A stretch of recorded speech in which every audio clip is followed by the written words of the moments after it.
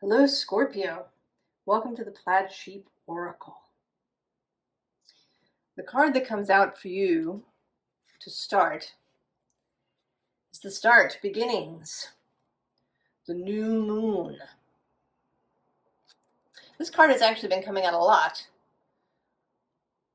in readings, in private readings.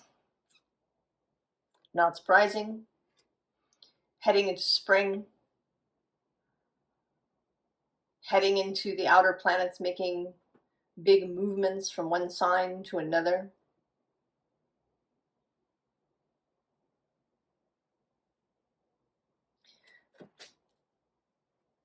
Then the visible underlying is release, and actually also faith.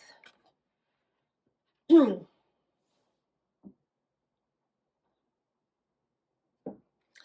then below faith, action.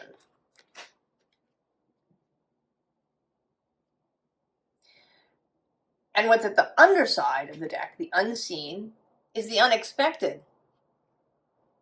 And most particularly with the unexpected is this pairing, this second person. There is another person. And the relationship might be romantic or friendship. In this image, it feels very like friendship or like sisters.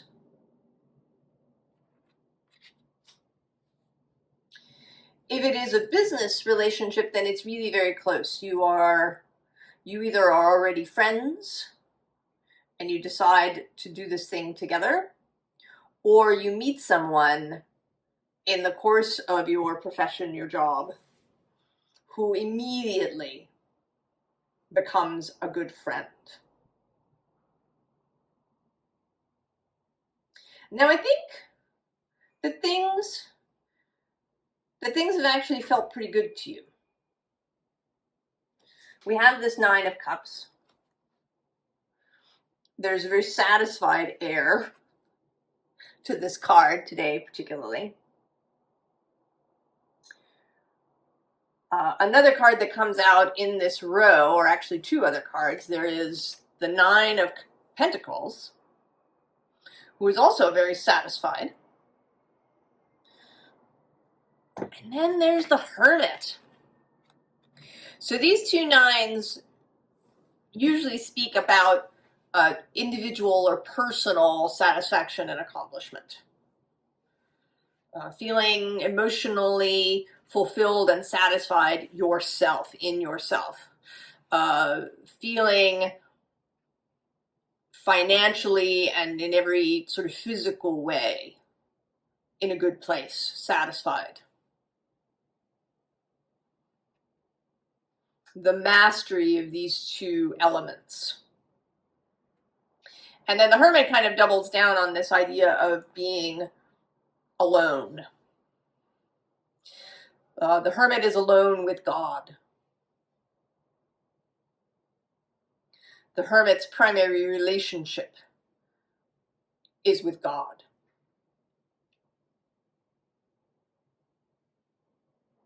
So in many ways, I think you have that you've been feeling pretty good, that things are going pretty well. They might even be going very well for you.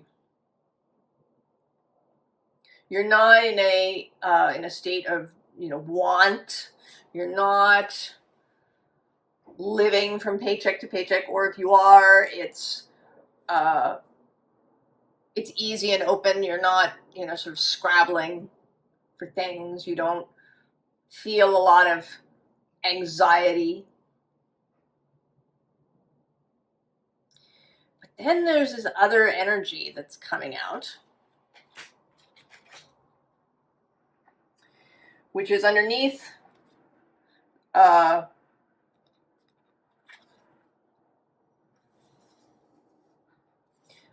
this Nine of Cups is the Magician and the Queen of Wands. And then at the bottom of the deck is the Ace of Pentacles. And then we also have this Knight of Wands. So I think you've been feeling a little itchy. Wanderlust.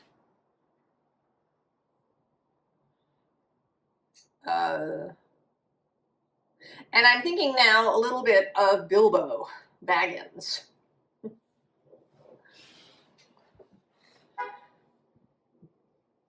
He's doing fine. He's very financially well off. He's satisfied. He's fully respectable.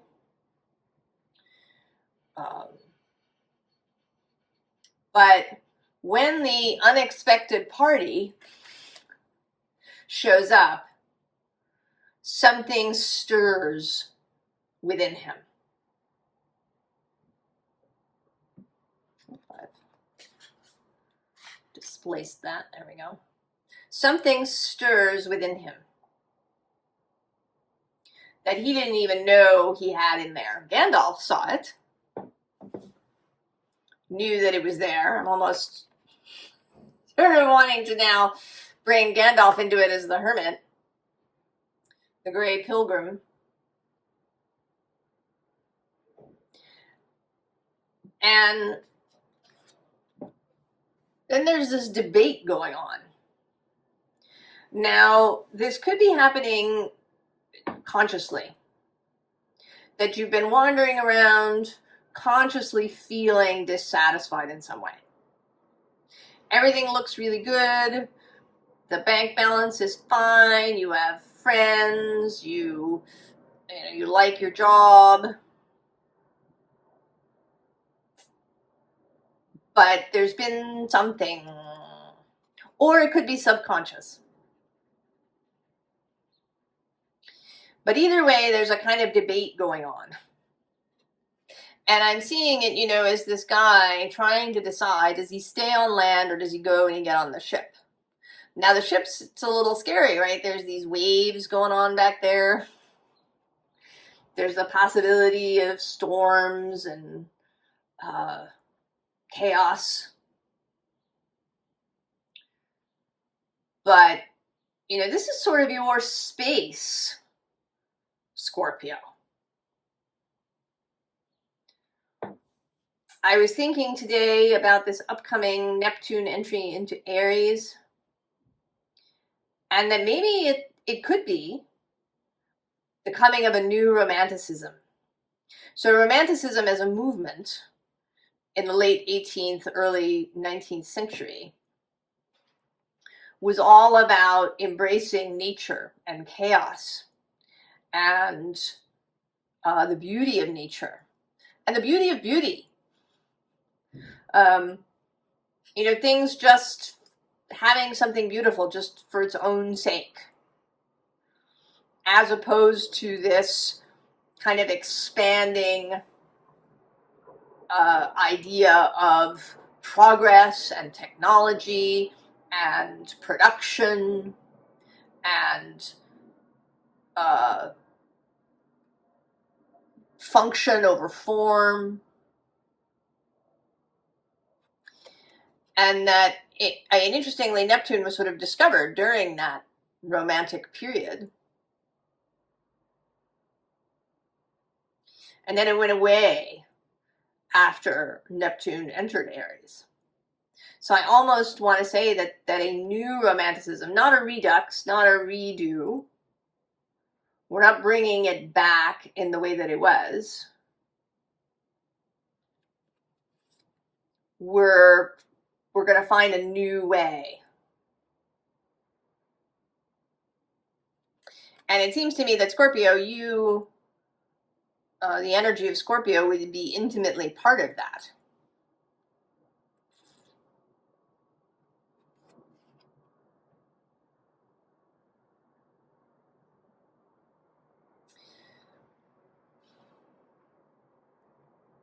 So there's a decision that seems to be trying to be made, or things are being weighed.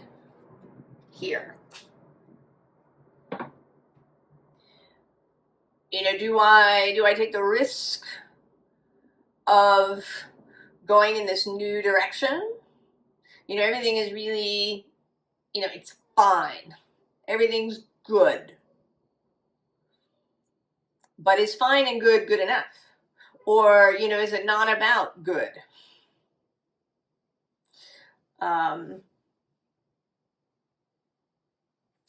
I'm seeing that here too.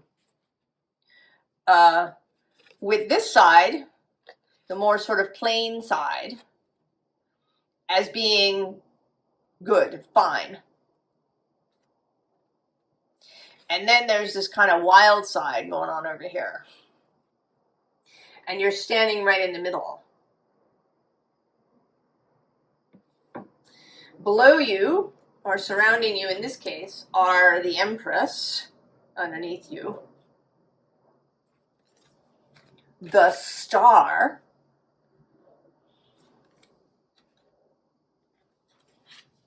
and the Moon. So all of this romantic energy. This may have to do certainly with Venus's, the retrograde motion she's in, her move from evening star to morning star. There is a sense of that here in this card of this area where we are is night, and then on the other side is day.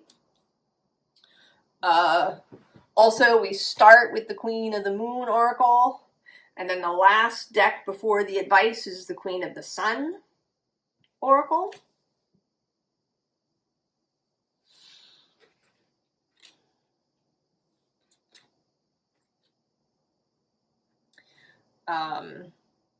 I mean, this too is kind of a moon, right? It's silver, and then this is more of the sun side. She's moving through Aries and then into Pisces. Aries is the home of Mars, who is also your guide. And then Pisces is trine Scorpio, fellow water space.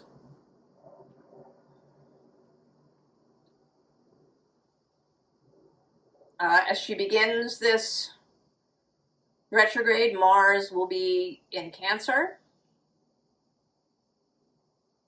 I think he might be there. I can't remember exactly when he moves back into Leo, but he's there. He's in Cancer for most of her retrograde. That is also moving trine.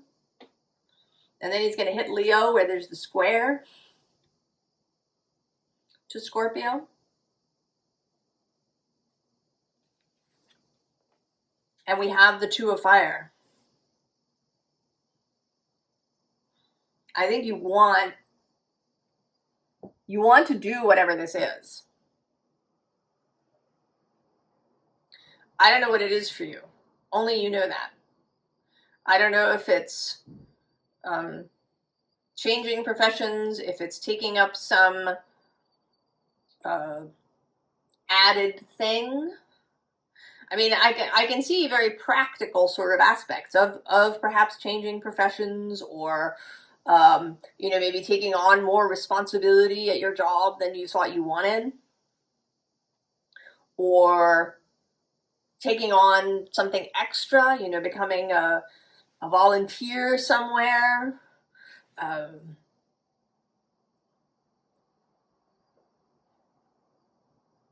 Doing something that's really more deep, you know, becoming a hospice volunteer, or taking a death doula training, or a doula training on the other end of the spectrum for birth, and having this as a kind of secondary career that, you know, maybe runs concurrently with the one you have.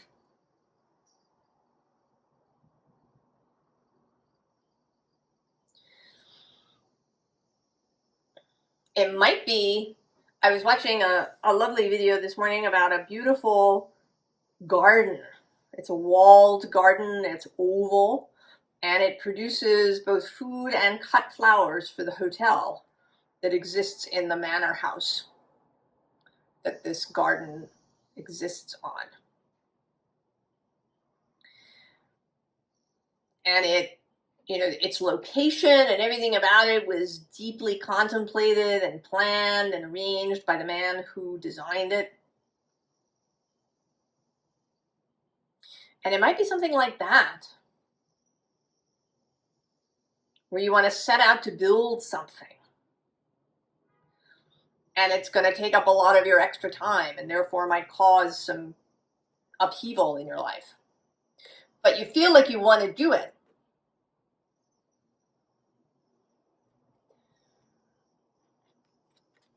Right? This is the Two of Fire, not the Two of Pentacles. There's no longer this kind of weighing up of things. This is the beginning. The weighing up is over. But there is this moment here in the Five of Earth. And the wolves here are meant to be something anxiety producing. But I actually always see the wolves as a positive force in this card. That you're here, you're on your knees, the ground is frozen. It may be that you think you don't have the resources, either financial or the energy or the time, space to do it. There's almost there's a kind of prayer aspect to this. That you've been in this Two of Fire space. You can envision this thing. You've allowed the fire of it to rise through you. You've allowed this Knight of Wands to light the fire within you. But there is fear, or at least worry. And I see the wolves as coming to help. Their nature, the primal force, the life force. They might be familiars. They might be friends, actually, in the physical world, who are coming to you. Because then we have this Three of Water. There's either there's a relaxing, a realization that you have more resources than you think you do, or there is a relaxing in the sense that you have faith, right? That you have found this faith. That even though the resources aren't visible, that the path forward isn't visible, that you have faith, and that you have a united will, that you have brought your various motivations together.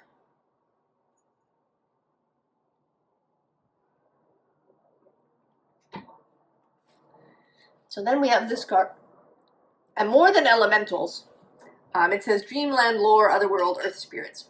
But it is it's a repeat. So at this point, I think when you have this release, when you go from this Two of Pentacles, juggling, decision-making, perseverating process, and step into this Two of Fire, when you find faith, at that point, this other person is going to show up. And here with this card, it says harmonics, vibrational medicine, shared resonance, natural tones. I think whoever this is having a very similar journey. That they too are in this place where they, you know, things were fine,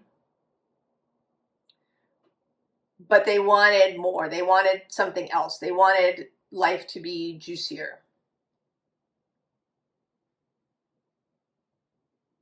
The bottom of this is this card that's the mountain. And often it comes out to me not as a mountain, but as a hole in a cave.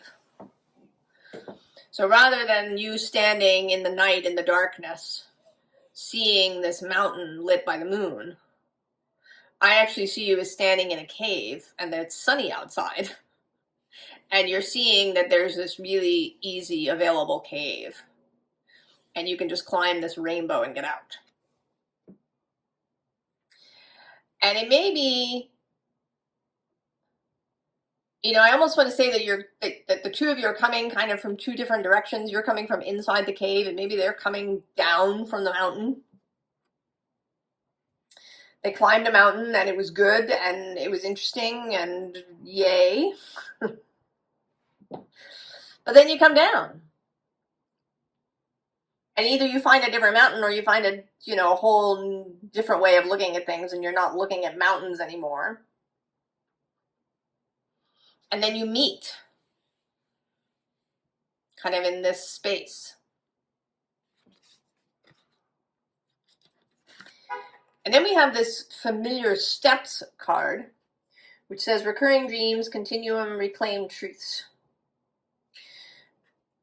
Now this could be one of several things. One, this is somebody that you actually knew a long time ago. This is, you know, seems to be a young woman or even a child. Maybe you knew each other when you were children. I mean, maybe this is even a sibling with whom you lost touch. You each went your own divergent ways. Maybe you didn't really get along, or maybe you just felt kind of about each other, you know.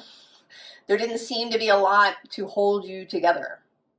Or it's a cousin that you knew when you were children. Alternately, you knew each other in another life. Maybe you, in fact, have met up repeatedly in life after life, and you meet up in different ways. Sometimes you're friends, sometimes you're lovers, sometimes you're mother and child. And you meet up in all different kinds of ways.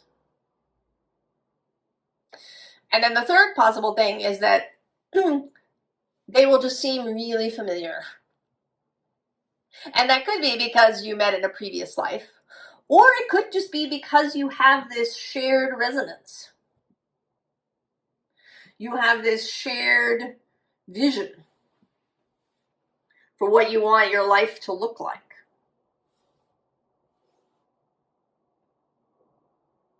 You have this shared feeling of, you know, it's good, it's fine, but I want to, right, let's try something else. You know, not out of a state of pain or deep dissatisfaction in some way, but just, you know, you want to do something new. You're alive. Then we have Akashic Flow, which says tapping in ancient library awakening. So there is kind of a second energy here that could talk about previous lives. Or that you absolutely meant to meet up with each other, that your souls planned this, that you knew you were going to have these kind of similar journeys, and you planned to meet up when the moment was right. And then with deep rest, shifting gears, recharge and repair, and also possibly that you have met this person in your dreams, either in your nighttime dreams or your daydreams. And that may also breed a sense of familiarity.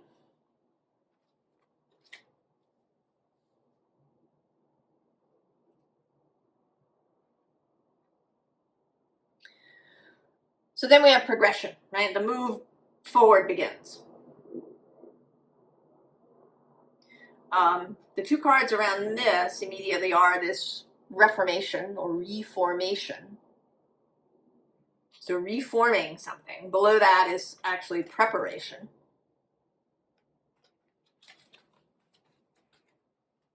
And then the bottom is contentment. And I think that this,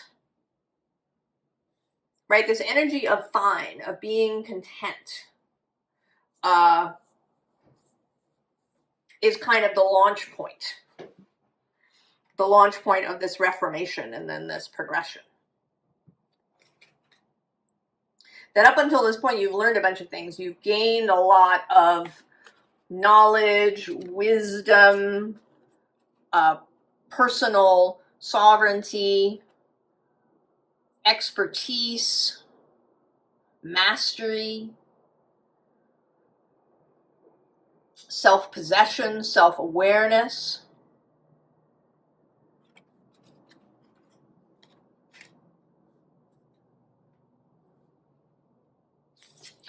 So then we get action again.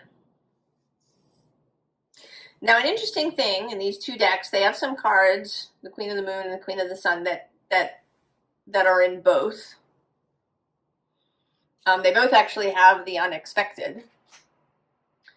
But something, and they both have action, but one difference is that this deck has faith and this deck has hope. And I'm actually seeing these paired cards as the two of you. So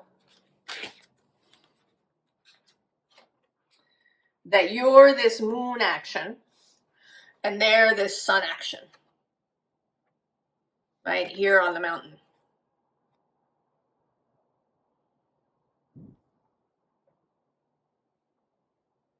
So you both have this sense of action, of being ready to take action.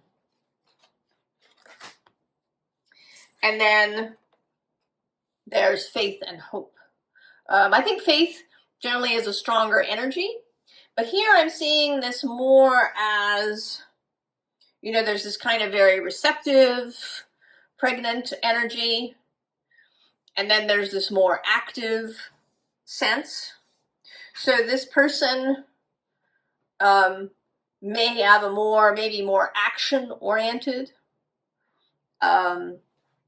They may be the more fiery sun kind of personality.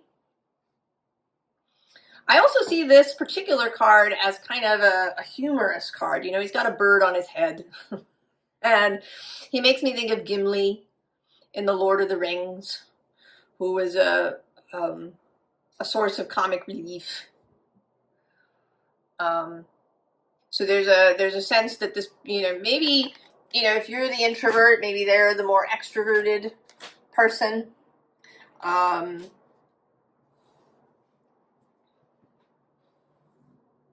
Maybe they're the one, you know, who always sees the humor in things. They make you laugh.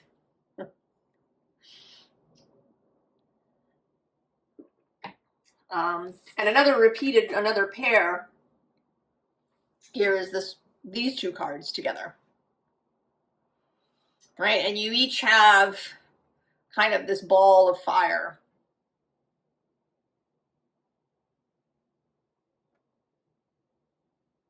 And this sense of renewal, of hope, of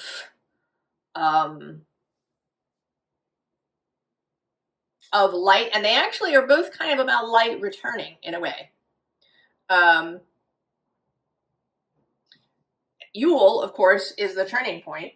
It's the darkest time of the year, but it is the moment when the sun turns at the winter solstice and the days start to grow longer. And then Imbolc, which happens in early February, is here in the northern hemisphere, at least, the time when, or or I guess in the southern hemisphere, you would just have Imbolc in a different month, right? Yule in June, and Imbolc in, I guess, November. The early November instead of Samhain. And I don't know why I got lost on that tangent, but either way, Imbolc is a time when the light is really starting to grow. It's generally when you start noticing that the days are really longer and that the sun is higher in the sky.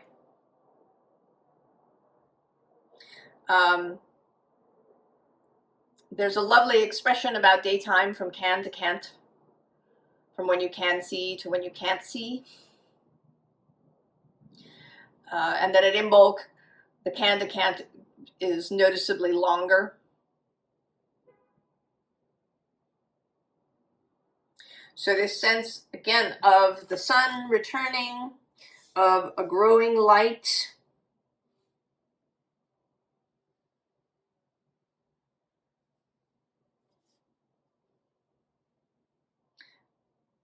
and that it's happening for both of you.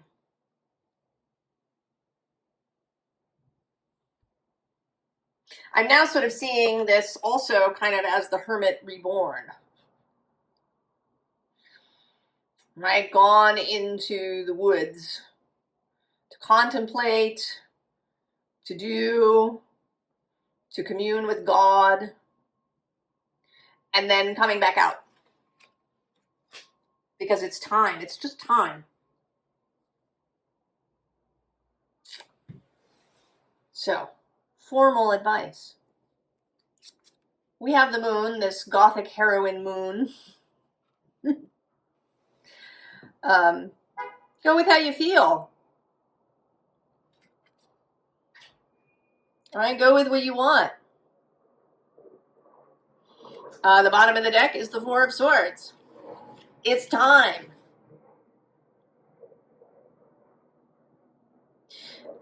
There is a little bit of a feeling here that maybe this state of fine, it's all fine, it's all good,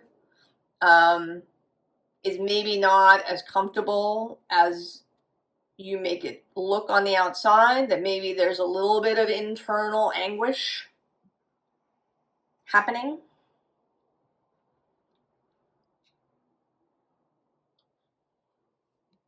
But that it's time. And then below the moon, we have the Two of Swords, looking right over her shoulder at this Queen of Wands.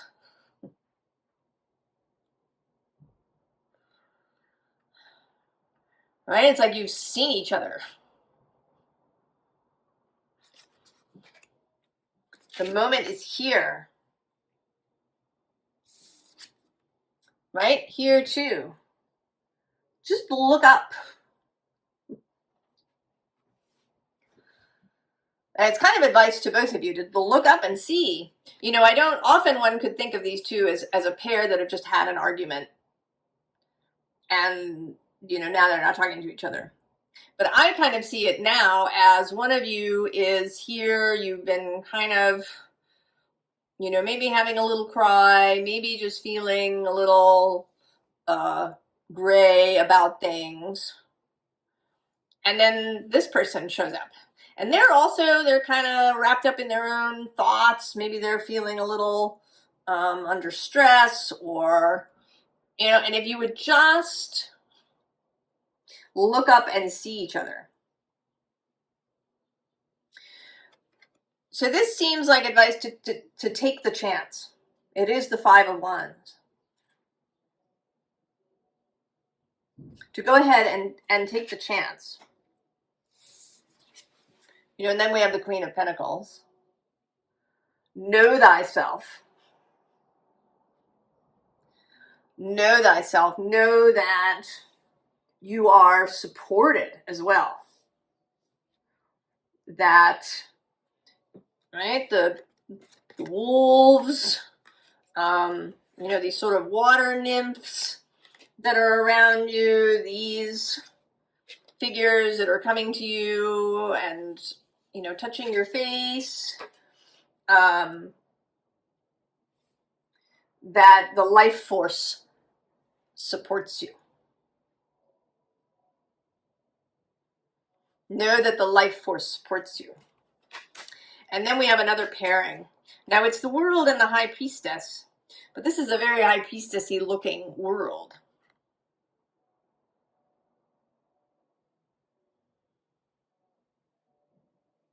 So there's both the meaning of the cards, the world that it is, right? It's another transition from the world, and then we get to the Fool.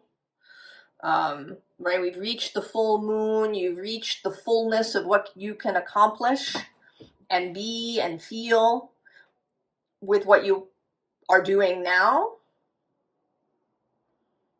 So it's just time to go and do something else, or to add something or change something. It's time for a beginning. And then there's the high priestess, that connection to source, so that you know where to go and what to do. And that there's, to accept that there is a level of mystery, that there is the unexpected. That maybe the way that this person shows up in your life is really mind-blowing. That the two of you together have a whole bunch of experiences that you couldn't have imagined. And then it is the two of you. And I really have a sense of this as more friendship or siblinghood, like some sort of family relationship, than I do lovers, but it could be.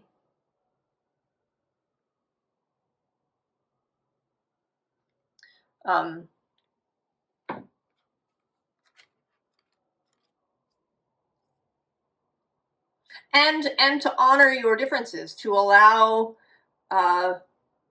allow yourselves to be, you know, different, to allow yourselves to move differently, to think differently, to have different skills and all of these kinds of things, and to really see that as juicy and amazing and expansive.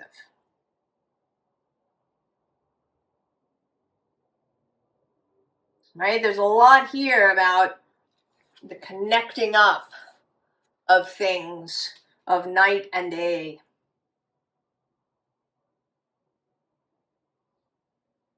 And how these two things really, you know, work in concert with one another.